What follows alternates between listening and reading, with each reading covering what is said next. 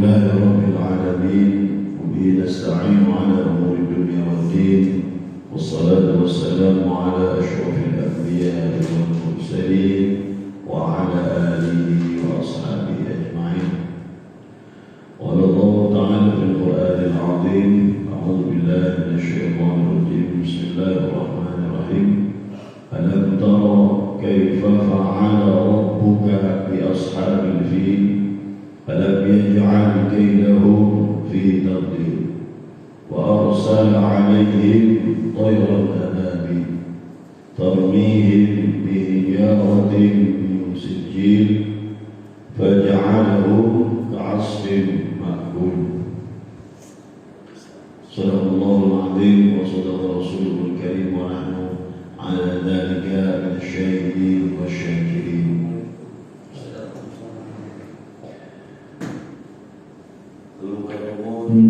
Yang terhormat para asatid, para asatidah, bapak-bapak, sesepuh dan tokoh masyarakat, Klaster Azura, wabil khusus ketua dan pengurus Dewan Kemakmuran Mushola Asyhadatain Azura yang dimuliakan Allah, bapak-bapak hadirin, ibu-ibu yang hadir dalam majelis yang mulia ini, semoga kita semuanya terus diberi kemudahan dan keistiqomahan untuk melaksanakan perintah Allah, selalu dalam tatanan dan tuntunan Rasulullah. Semoga kita semuanya mendapat syafaat Nabi Muhammad sallallahu alaihi wasallam. Hadirin yang dimuliakan Allah, bersyukur kembali kita bersama-sama dalam majelis ta'lim yang mulia ini di mushola syahadatain ini. Semoga ilmu yang kita sampaikan bersama-sama adalah ilmu yang akan mendekatkan kita kepada Allah Subhanahu wa taala, adalah wasilah kita memahami Al-Qur'an, yang mana Al-Qur'an ini adalah hidayah dan anugerah untuk umat Nabi Muhammad sallallahu alaihi wasallam. Beruntunglah bapak-bapak, ibu-ibu hadirin yang dimuliakan Allah, karena kita semuanya diberi kesempatan untuk bersama-sama mengkaji ayat-ayat Al-Quran yang mulia ini, yang mana mungkin sebagian dari umat muslim, bahkan sebagian banyak yang belum paham betul makna yang tersirat dan tersurat di dalam Al-Quran.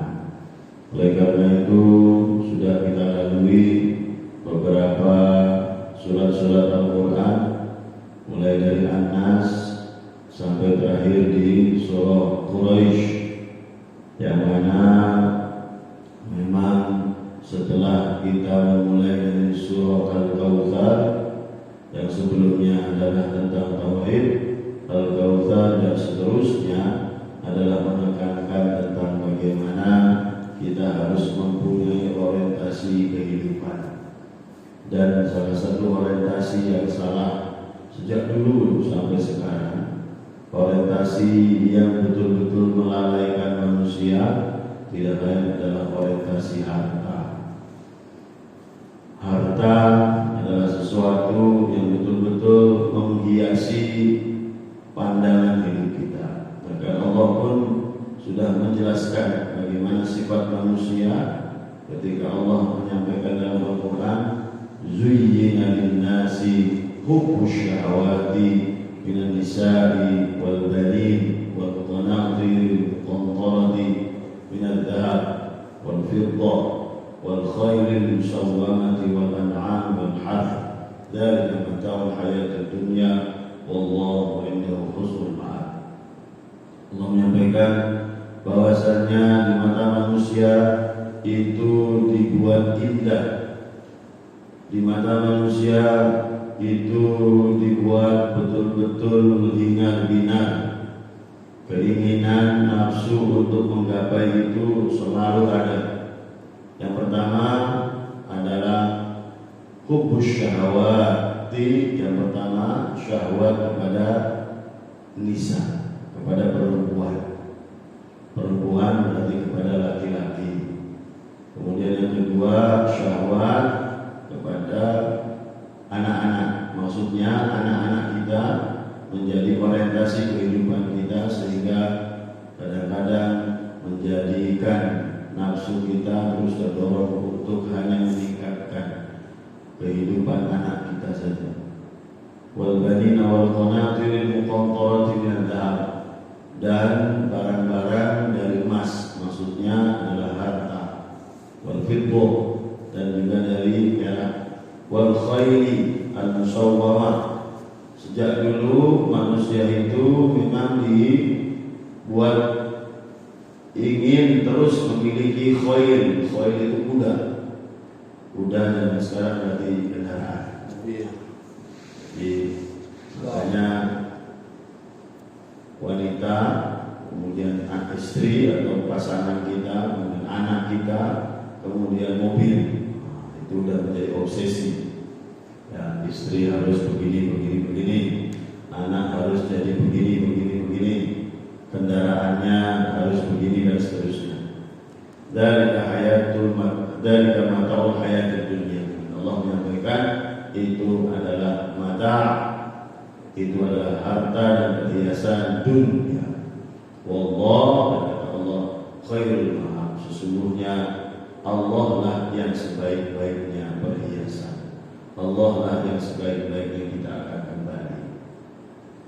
Oleh karena itu hadirin, di surah Al-Kautsar sampai nanti At-Takatsur, terus Allah membuat kita betul-betul paham bahwasannya masalah utama manusia sejak dulu sampai sekarang adalah harta.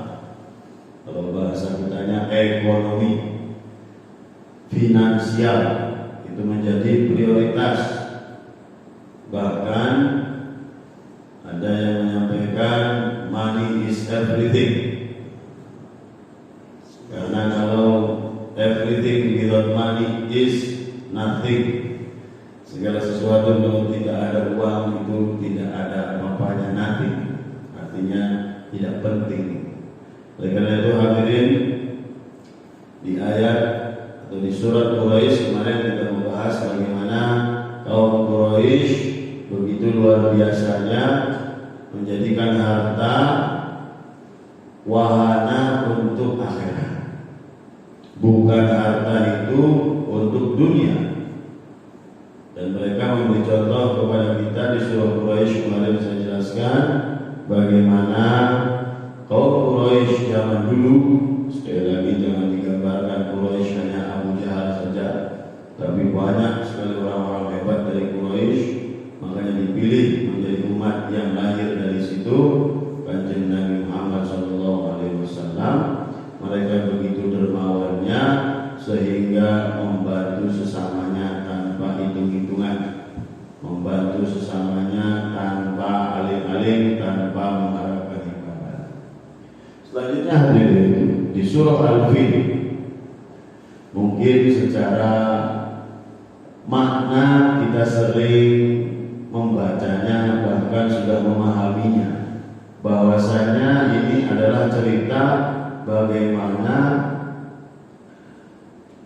Ka'bah yang mana sudah menjadi pusakanya kaum Arab sejak zaman Nabi Ibrahim sampai zamannya Nabi Muhammad dan sampai sekarang, itu diserang oleh Ashabul Fil, oleh tentara-tentara yang menggunakan gajah, dan di situ diketuai oleh yang namanya Abroha.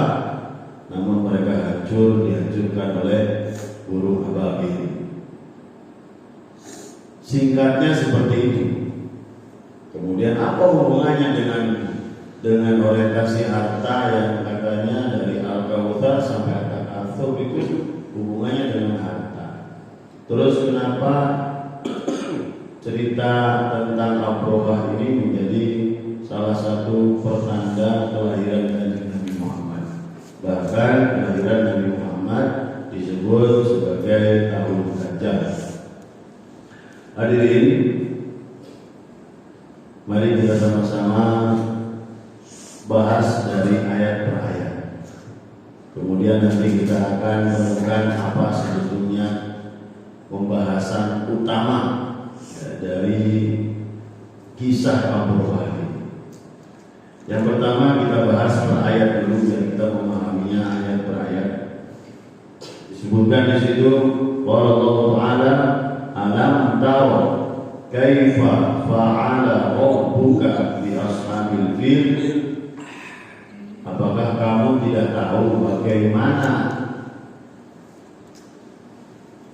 Allah atau Rabbuka Tuhanmu melakukan pahala yang melakukan atau apa istilahnya menghancurkan ashabil fil, kelompok-kelompok fil atau pasukan bergajah.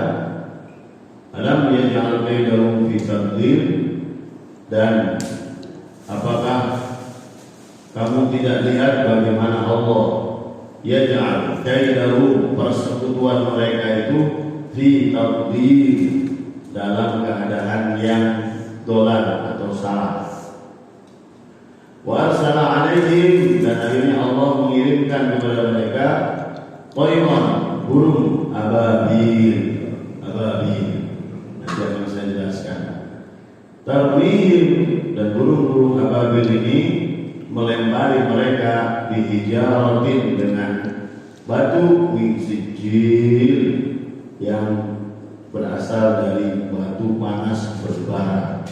Faja'alahum, akhirnya Allah menjadikan mereka ka'asfin ma'kul, seperti daun yang dimakan oleh ular. Hadirin, yang pertama kalimatnya adalah alam taro. Alam taro. Alam taro ini artinya apakah kamu tahu? Tak di situ berarti anta. Artinya kepada siapa ini? Apakah kamu tahu? Berarti karena ini anta, maka jelas ini adalah kepada Rasulullah Sallallahu Alaihi Wasallam. Jadi maksudnya, apakah kamu tahu, hai Nabi Muhammad, bagaimana kisah Ashabul Fil dan bagaimana mereka dihancurkan? Karena kisah Ashabul Fil ini adalah kisah yang sangat luar biasa dan terkenal sekali di zaman itu, sampai-sampai itu menjadi hitung-hitungan tahun. Makanya Rasulullah disebut lahir di tahun gajah. Sebetulnya bukan kejadiannya ketika Rasulullah lahir. Kejadiannya itu dalam tafsir disebutkan 50 tahun sebelum Rasulullah lahir. Jadi sebelum Rasulullah lahir terjadilah kejadian ini, di mana gerombolan dari Yaman yang dipimpin oleh Abroha datang dari Yaman dengan membawa pasukan besar. Salah satunya pasukan-pasukan itu membawa atau menaiki gajah. Jadi hadirin, ini berarti adalah pertanyaan kepada Rasulullah untuk mengingatkan kembali. Jadi berapa tahun setelah kejadian ini Allah menyampaikan ini adalah termasuk ayat-ayat pertama memang yang diturunkan Allah kepada Nabi Muhammad. Apakah kamu tahu bagaimana kejadian ini? Makanya untuk apa ini Allah bertanya kepada Rasulullah seperti ini? Ini sebetulnya kembali bukan pertanyaan, tapi ingin menunjukkan kepada Rasul. Untuk apa? Nah, dia untuk meyakinkan kembali, meyakinkan betul-betul keyakinan Rasul bahwasanya semua yang terjadi selama perjuangan Rasul yang masih awal-awal itu, yang masih terus dihancurkan, yang masih terus dihalangi, yang masih terus menghadapi berbagai rintangan, kata Allah, tenang. Apakah kamu gak pernah dengar kisah tentang Ashabul Fil yang aku hancurkan? Rasanya gitu. Jadi ingin menenangkan Rasulullah, karena Rasulullah ini luar biasa. Manusia seperti kita, walaupun memang pastinya manusia pilihan, secara psikologis mempunyai psikologis yang sama dengan kita.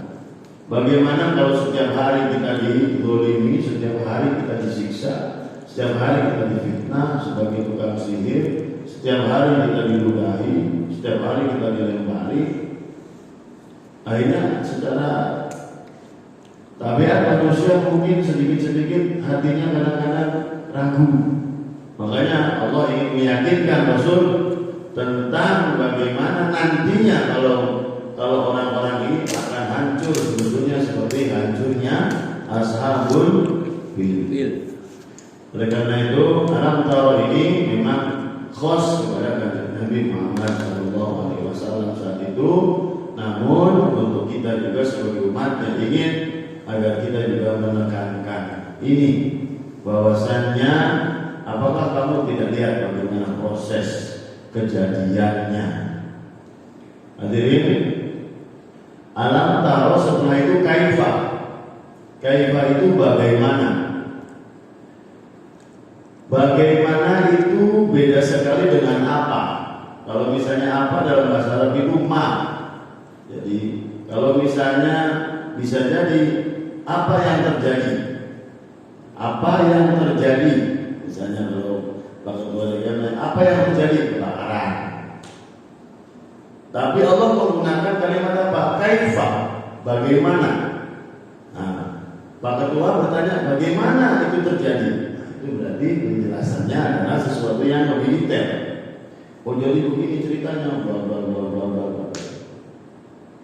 Jadi di awal Allah ingin menggambarkan bahwasannya kejadian itu sudah tahu, bagaimana semuanya sudah tahu. Ya karena semuanya sudah tahu prosesnya, karena itu sangat masyhur dan masih dekatlah umurnya dengan saat itu, tidak sampai berabad-abad. Oleh karena itu, apakah kamu tidak melihat bagaimana? Bukan, apakah kamu tidak melihat apa yang terjadi? Bukan, tapi apakah kamu tidak melihat bagaimana itu? Jadi prosesnya jelas sekali. Di situ tangan Allah itu betul-betul nampak gitu. Betul-betul jelas bahwasanya kekuasaan Allah ada di situ. Bahwasanya kehebatan Allah ada di situ. Karena betul-betul jelas.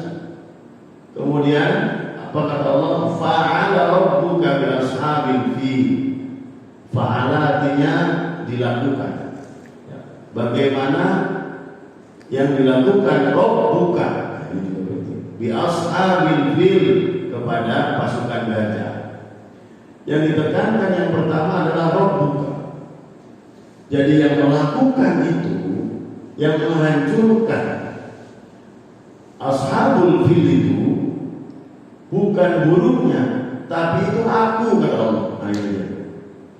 Jadi Allah ingin menekankan, apakah kamu tidak melihat bagaimana aku menghancurkan ashabul fil? Aku pun bisa akan menghancurkan ashab yang mengganggumu nanti dan sekarang.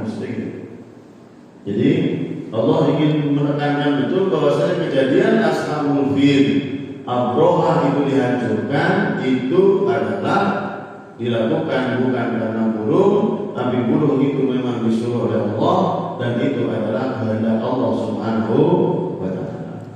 Kembali kepada ketauhidan kita bahwasanya semua yang terjadi itu adalah Allah. Semua yang terjadi dari rezeki maupun musibah itu semuanya Allah bukan.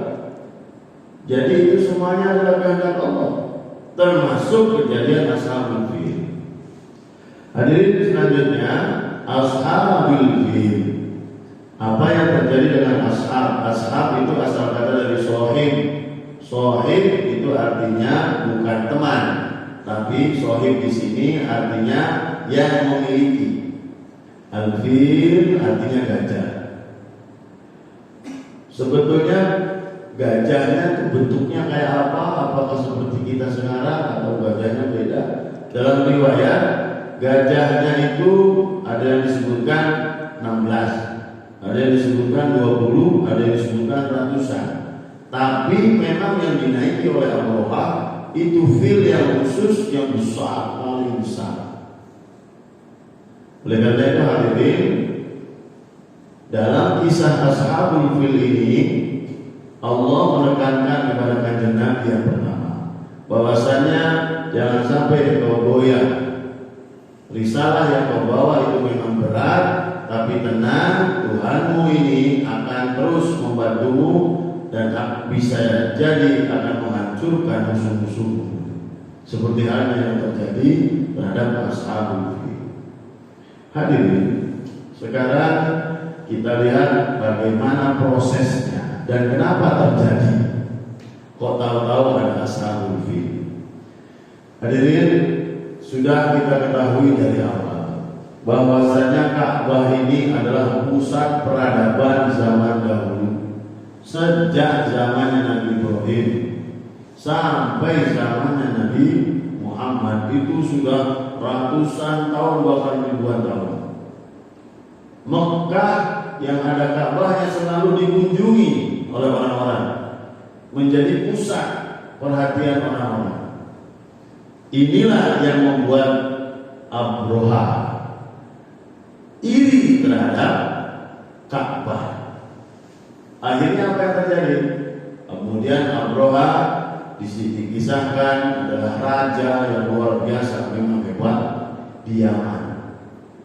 Yaman ini perbatasan dekat dengan Saudi, yang sekarang zaman kita sekarang namanya Saudi. Yaman itu memang dekat. Mereka iri terhadap bagaimana populernya negara Mekah, bagaimana populernya Mekah. Mereka ingin agar di Yaman ini juga seperti di Mekah. Akhirnya apa yang terjadi? Abroha membangun kanisah, membangun gereja. Karena di zaman itu sudah ada agama Nabi Isa. Akhirnya di Yaman dibangunlah kanisah atau gereja yang sangat besar sekali. Karena apa? Karena ingin menyaingi Ka'bah itu. Seperti zaman kita sekarang, masjid besar-besar, masjid hebat-hebat. Karena apa? Akhirnya kan menjadi objek wisata, ya kan? Menjadi tempat yang dikunjungi banyak orang. Walaupun memang tujuan utamanya untuk sholat, tapi ternyata salah satu dari fenomena masyarakat itu menjadi objek wisata, atau secara bahasa halusnya wisata religi. Wisata religi ke masjid dulu yang masyhur pertama di Jawa Tengah, ya kan? Mulai Bandung, Jawa Barat ada Al-Jabar, luar biasa. Sekarang apa? Oh dia betul. Kubah Mas dulu di Bogor, di Depok. Masya Allah itu di Depok sekarang sudah kurang, tidak seperti dulu. Ya. Kemudian di Semarang, sekarang di Al-Jabar, luar biasa di Al-Jabar. Ya berapa hektar itu, Masya Allah, dan memang desainnya luar biasa. Alhamdulillah sudah ngisi di situ ceramah zuhur. Masya Allah. Di bawahnya ada ini lagi usia Rasulullah. Masya Allah. Jadi hadirin, Abroha pintar, dia cerdas. Bagaimana caranya masyarakat itu datang ke Yaman? Akhirnya mereka membuat kanisah, membuat gereja besar yang menurut riwayat dijelaskan bahwasanya ketika kita berdiri itu tidak bisa melihat ujungnya. Jadi harus betul-betul lengah, saking tingginya. Kisahnya seperti itu. Jadi memang betul-betul indah, luar biasa. Tapi apa yang terjadi? Popularitas gereja di Yaman sama sekali tidak bisa menggoyah popularitas Ka'bah. Ka'bah tetap menjadi pusatnya karena memang itu adalah sejarahnya umat manusia dari Nabi Ibrahim alaihissalam sampai Zamzam. Nah, Zamzam itu bukan sekarang saja, ya sejak zamannya Nabi Ismail sampai sekarang menjadi pusat luar biasa. Oleh karena itu Abraham sudah susah payah buat kanisah agar secara kehidupan masyarakat untuk datang ke Yaman tetap enggak bisa, tetap gagal, enggak berhasil. Kenapa mereka membuat kanisah itu? Karena mereka ingin apa? Nah ini dia. Makanya ini moga-moga orang-orang yang membangun masjid-masjid di rest area, ya kan? di perumahan-perumahan mewah itu yang biasanya membangunnya masjid dulu ada itu kan. Nah itu ternyata membangun kanisa itu Abraha sudah dari awal tidak tulus untuk membangun rumah ibadah, tapi membangun apa? Objek wisata. Jadi kalau misalnya membangun rumah ibadah dengan ikhlas karena Tuhan dia, gitu ya, karena Tuhannya bukan Islam, karena Islam belum ada saat itu, maksudnya Nabi Muhammad belum ada saat itu, karena saat itu 50 tahun setelahnya baru lahir Nabi Muhammad. Kanisa itu dibangun berdasarkan orientasi apa? Ekonomi. Nah, ini sudah mulai arahnya ke sana. Jadi ternyata bukan zaman sekarang saja. Sejak zaman dulu ada beberapa oknum yang memang menjadikan rumahnya Allah atau tempat-tempat ibadah itu ternyata niatnya bukan untuk ibadah, atau minimal bukan hanya untuk ibadah, tapi memang untuk rekreasi. Kenapa rekreasi penting? Kenapa objek wisata penting di zaman itu juga? Karena kalau misalnya datang ke Yaman orang-orang, akhirnya ekonomi masyarakat Yaman akan baik. Persis dengan kita. Kalau ada masjid terkenal, kita datang ke sana, berdagang di mana-mana. Luar biasa. Dulu sebelum Al-Jabar Islamic Center di Indramayu. Wah, masya Allah. Cuma usulan kita itu bukan untuk wisata, insya Allah, karena memang digunakan untuk ibadah. Tapi ada sebagian kemungkinan ya indikasinya kayaknya bukan untuk tujuannya khusus ibadah, tapi untuk apa? Kadang-kadang untuk membuat popularitas area itu. Akhirnya setelah populer area itu dibangunlah perumahan. Ada ya, awalnya masjid dulu kan, kemudian dibangunkan mall. Jadi awalnya masjid. Ya, moga-moga ini salah ya, tapi ini hanya contoh bagaimana dulu seorang Abraham itu ternyata membangun kanisa bukan karena Allah tapi karena uang. Nah, ini menjadi salah satu peringatan buat kita. Jangan sampai ya, ada dari umat kita ini ternyata membangun masjid ya, itu ternyata tujuannya bukan karena Allah. Selanjutnya hadirin, Abraham melihat bagaimana proses pembangunan kanisa ini ternyata sama sekali tidak membuahkan hasil. Akhirnya diputuskanlah yang membuat Yaman tidak terkenal dan populer itu karena ada saingan. Dan saingannya adalah Ka'bah. Jadi hadirin, Ka'bah ini berarti mau dihancurkan karena apa? Apakah karena beda agama? Apakah karena beda kultur? Gak sama? Gak mau nurut atau bagaimana? Kira-kira kenapa? Kenapa Abraham menghancurkan Ka'bah berarti? Mau menghancurkan Ka'bah? Jelaskan ya apa sebabnya? Sebabnya ya money oriented. Jadi memang orientasi uangnya ini. Jadi memang sejak dulu Allah sudah menggambarkan ada orang-orang yang memang pikirannya itu cuma kesana saja, sampai menghalalkan berbagai cara. Bahkan Ka'bah yang suci itu, yang mereka juga anggap itu suci karena itu adalah sejarah peradaban manusia dari dulu sampai saat itu dan sampai sekarang. Tapi mereka nggak tahu, nggak ada alih-alih. Rawe-rawe lantas hancurkan Ka'bah agar apa? Agar Yaman dengan kanisahnya, dengan gerejanya bisa maju. Nah, ini jadi hadirin yang dimuliakan Allah. Kemudian kita tahu akhirnya apa? Abraham dihancurkan. Nanti akan kita ceritakan lebih detail bagaimana. Tapi yang pasti disinilah Allah ingin menunjukkan kepada kita apa bahwasanya Abroha ini adalah contoh terbesar, contoh yang harus menjadi gambaran buat kita orang-orang yang selalu orientasi hanya ke sana dan ke sana. Memang nafsunya itu merajalela. Akhirnya dia menghalalkan berbagai cara. Adalah zaman sekarang untuk mendapatkan uang, menghalalkan berbagai cara. Banyak sekali. Makanya sekian triliun uang negara katanya diambil oleh koruptor ini, sekian miliar diambil oleh ini, sekian miliar diambil oleh ini. Masya Allah.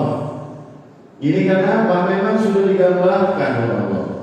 Abraha ini contoh besar bagaimana manusia kalau sudah punya otak dan nafsu yang luar biasa kepada harta, maka dia pasti akan mencari bagaimana caranya.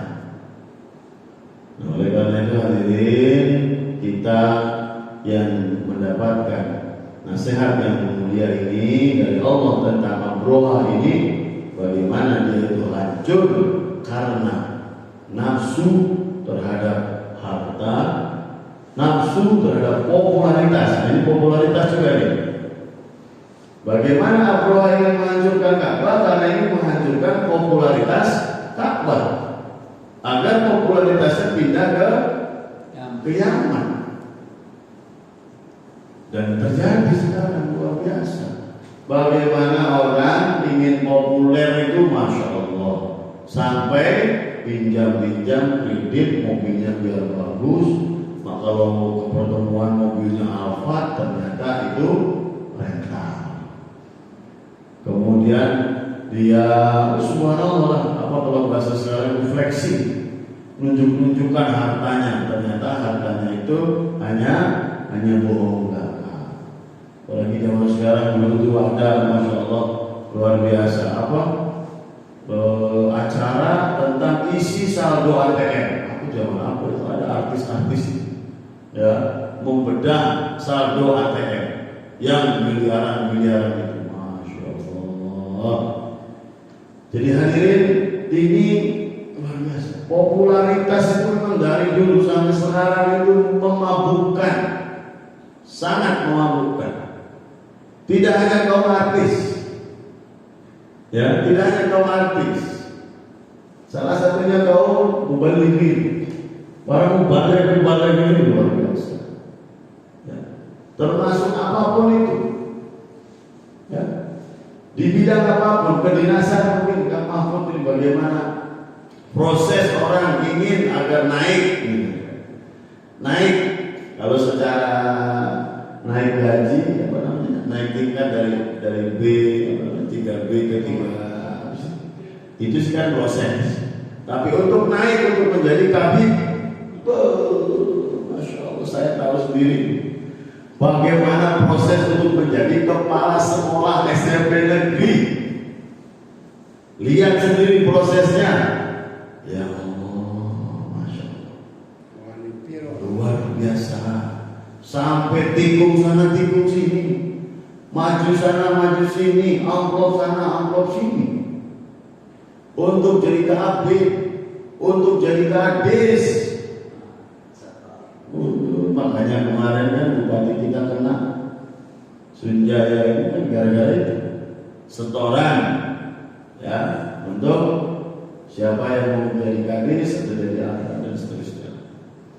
Katanya seperti itu. Buktinya ada di penjara, katanya seperti itu. Oleh karena itu hadirin yang dimuliakan Allah, Al-Fil ini bukan hanya cerita tentang gajah. Jadi Al-Fil ini memang ceritanya tentang apa? Yaitu tentang bagaimana contoh kalau manusia sudah dimabukkan dengan harta dan popularitas, habis sudah. Terus kita melihatlah sekarang bagaimana, apalagi sekarang di dunia media sosial itu luar biasa. Bagaimana biar dia itu pengen kontennya viral. Ya Allah, sampai ada yang meninggal gara-gara video ketabrak apa, anak kecil video ini video itu. Saking apa? Saking pengen viral. Itu masya Allah, zaman sekarang lebih banyak sekali wahananya untuk menjadi populer. Karena apa? Karena mereka pengen hidup instan, pengen hidup instan. Apa istilahnya? Tahu-tahu kaya. Karena dilihat di TV, yang muda-muda ini kaya raya karena apa? Karena YouTube, followernya sekian, masya Allah. Akhirnya dapat berapa dolar dan sekian, masya Allah. Akhirnya apa? Buat konten sini, bahkan konten-konten yang kadang-kadang hoax, kadang-kadang ini dan luar biasa. Ya, oleh karena itu hadirin, kembali kepada kisah Abroha ini, bagaimana ternyata Abroha dihancurkan oleh Allah, bukan bagaimana Abroha ingin menghancurkan Ka'bah, bukan karena memang ingin menghancurkan apa istilahnya bangunan itu saja. Jadi bukan itu sebetulnya, tapi ingin apa? Ingin agar bangunan ini yang saingannya itu hilang. Namun hadirin yang dimuliakan Allah, selanjutnya di ayat yang kedua, alam yaj'al kaidahu fi tadlil. Ini juga ya, masya Allah, luar biasa. Allah itu kalau menceritakan tentang sesuatu itu selalu kita tanyakan, ini sesungguhnya buat kitanya apa? Karena Al-Quran itu 15 abad yang lalu sampai sekarang ini relevan. Jadi tidak pernah, itu nggak cocok. Dan sekali lagi, setiap ayat dalam Al-Quran itu semuanya adalah nasihat dan perintah. Sekarang apa? Alam yaj'al kaidahu fi tadlil. Dan tahukah kamu bagaimana Allah yaj'al itu Allah bagaimana Allah menjadikan kaidahu itu apa? Kaid itu sekutu. Kaidun, ya, kaidun itu memang asal katanya adalah kedengkian, kebencian. Yang mana? Yang akhirnya terbentuklah sebuah sekutu. Maksudnya apa? Hadirin, Abroha ini termasuk contoh yang kayaknya dicontoh oleh beberapa negara yang masuk. Apa? Jadi ketika Abroha ingin menghancurkan Ka'bah, dia tidak mau hanya Yaman saja yang nyerang. Nanti kalau Yaman yang nyerang, Yaman yang pergi ke Mekah saja, nanti Yaman yang akan kena imbasnya saja. Akhirnya apa? Abraha punya kolega, punya sekutu. Abraha punya kawan-kawan. Akhirnya apa? Disampaikanlah kepada mereka, disampaikanlah kepada kawan-kawannya itu bagaimana rencana Abraha. Nah ini dia. Namun apa yang disampaikan? Apakah Abraha menceritakan agar Ka'bah ini kita hancurkan, agar nanti popularitas datang ke Yaman? Tidak ngomong gitu. Apa yang diambil, apa yang dijadikan kedok? Ini dia. Persis yang dijadikan kedok adalah agama. Jadi Abraha mengajak negara-negara lain. Jadi yang menyerang Ka'bah itu sebanyak itu bukan Yaman dok, makanya banyak. Yang menyerang Ka'bah itu adalah sekutunya Abraha, banyak sekali. Ya, jadi berbagai negara sekitar dia mereka racuni itu dengan apa? Dengan doktrin bahwasanya Ka'bah ini adalah bukan dari agama yang bisa, bukan agama gereja, itu akan menghancurkan agama kita. Terjadi tidak zaman sekarang. Ternyata banyak juga sebagian oknum yang menjadikan agama sebagai kedoknya. Perbuatan-perbuatan keji, contoh yang terjadi di beberapa tempat yang naudzubillah gayanya luar biasa, ya kan? Masya Allah, ternyata nipu. Apalagi yang di Bandung, alhamdulillah itu, ya, buat boarding school, banyak kita yang kaget, Masya Allah. Ada pondok yang anak-anaknya katanya disetubuhi, mohon maaf, kemudian lahir dari anak-anak itu, hukum mati. Siapa yang di Bandung ini? Aduh, Masya Allah. Kodoknya apa? Ada juga yang kedoknya agama yang lain, banyak, apalagi di politik sekarang. Di 2024 ini, Masya Allah. Dan itu bukan sekarang saja. Sejak zaman dulu itu memang yang paling mudah untuk menggerakkan massa itu agama. Makanya ada orang Barat kemudian akhirnya mengambil konklusi, mengambil khulasoh, mengambil kesimpulan, karena memang yang terjadi ya sebelum terjadi, bukan di zamannya Alfred saja, di zaman setelahnya. Contoh, semua kejadian-kejadian perang itu antara agama. Mulai dari Nabi Isa disalib, contohnya menurut mereka, itu siapa yang melakukannya? Siapa yang mendorong Romawi? Jadi yang menyalibnya itu, yang menyiksanya itu adalah Romawi yang sedang menguasai dunia saat itu. Tapi siapa yang membuat Romawi melakukan itu? Yahudi. Yahudi yang merasa tidak terima ada Nabi baru, tidak terima ada Nabi Isa di situ. Akhirnya dibuatlah pasar dengan berbagai cara.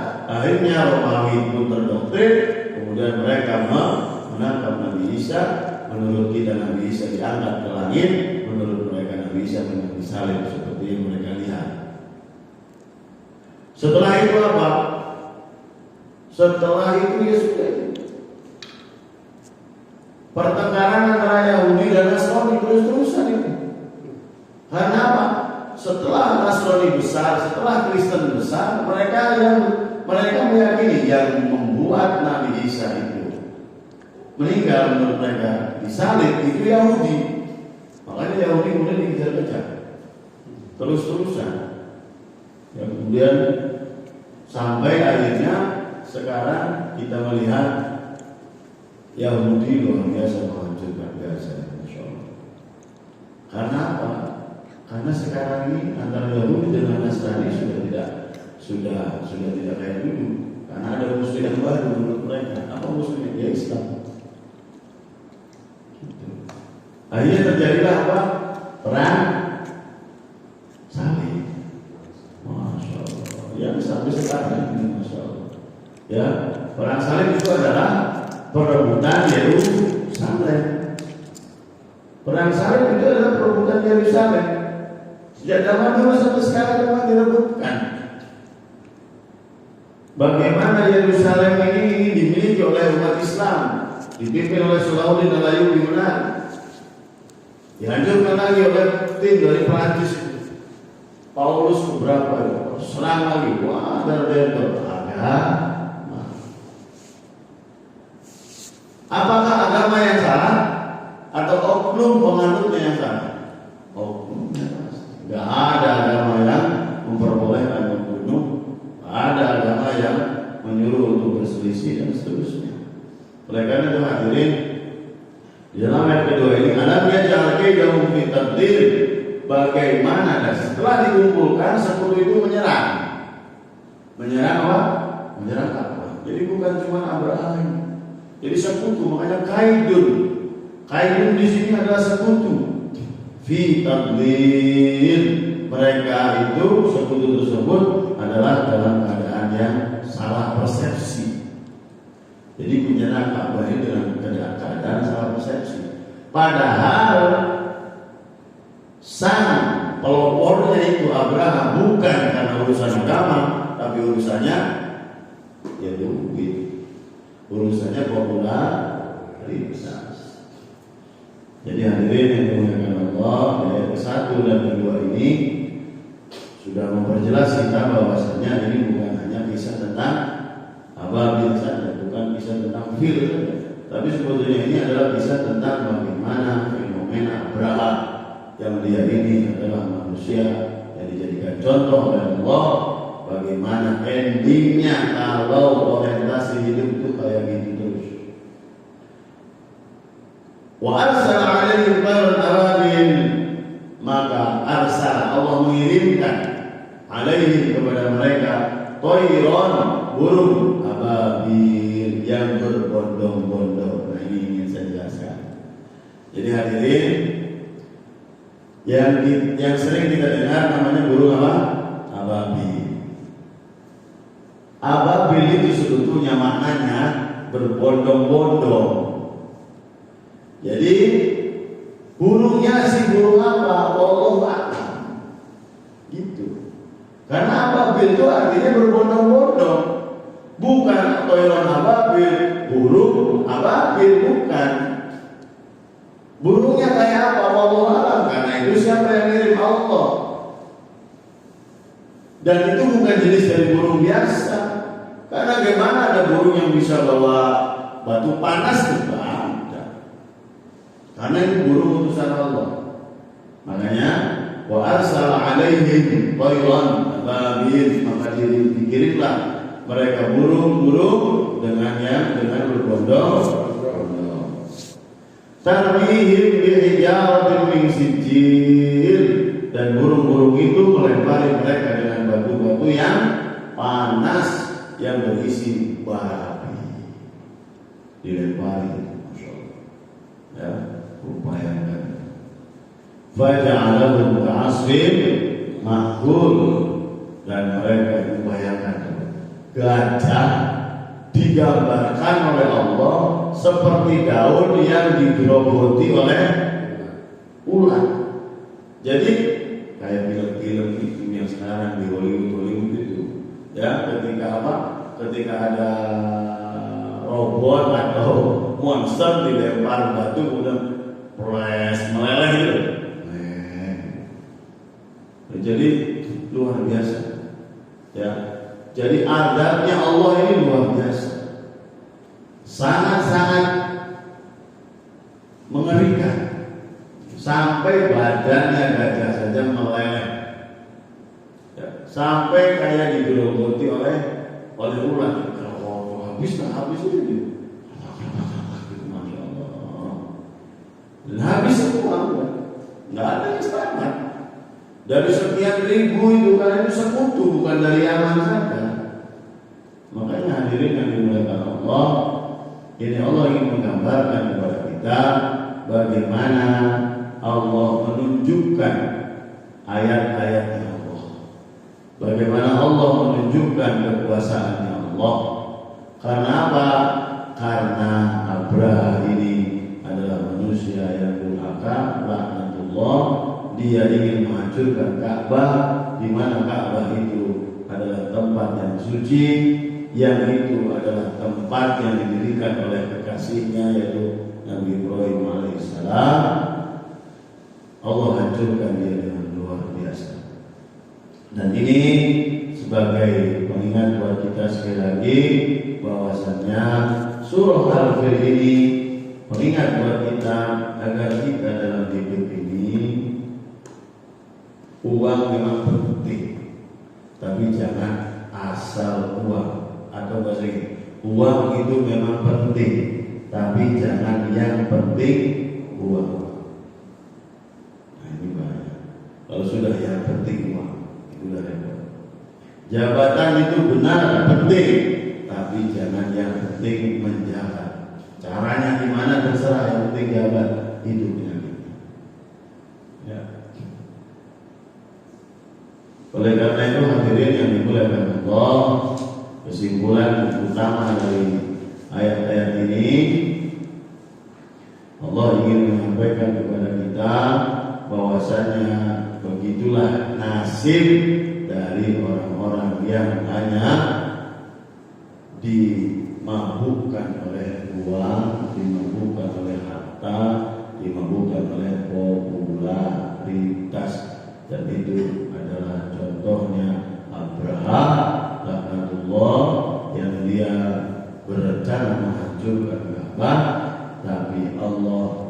menghancurkan mereka dengan cara yang luar biasa. Hadirin yang dimuliakan Allah, itulah yang bisa kami sampaikan pada pertemuan kali ini. Alhamdulillah, semoga ini kembali mengingatkan kita bersama sekali lagi betapa Allah fokus betul tentang ini. Karena pola pikir harta ini, ya pola pikir tentang kekuasaan, pola pikir tentang popularitas itu memang luar biasa, sangat memabukkan. Jadi kadang-kadang sampai tidak habis pikir kalau ada orang yang melakukan hal-hal yang unlogik, nggak pakai akal gitu, ketika dia bisa menipu ini. Yang terakhir, masya Allah, ya, yang terakhir, berita terakhir ada seorang anak angkat mengusir ibunya sendiri. Dulu ada anak yang melaporkan ibunya karena pohon itu, ya, karena rebutan pohon atau pokoknya bagaimana Allah, bagaimana manusia itu sudah dimabukkan dengan hal-hal seperti itu, akhirnya enggak. Nah, makanya hadirin yang dimuliakan Allah, ini pengingat buat kita, uang itu penting, tapi jangan yang penting uang. Harta itu penting, tapi jangan yang penting harta. Karena itu semuanya akan ditanyakan oleh Allah. Min aina jaa, dari mana datangnya uang itu? Wa bima stafada bihi, dan untuk apa kamu gunakan? Oleh karena itu, moga-moga kita semuanya bisa menjaga diri kita dari mendapatkan harta-harta yang diharapkan oleh Allah. Menjaga harta kita, menjaga diri kita dari nafsu-nafsu, angkara murka, menghalalkan segala cara mendapatkan harta dan popularitas. Dan semoga kita juga tidak meracuni anak-anak kita dengan harta-harta yang haram. Karena ini juga mengingat buat kita bahwasanya orientasi harta ini kadang-kadang memabukkan manusia karena ingin membahagiakan anak, membahagiakan keluarga, tapi ternyata hasil dari hal-hal yang tidak diperkenankan oleh Allah Subhanahu wa ta'ala. Semoga kita semuanya dijaga oleh Allah dari harta-harta yang haram,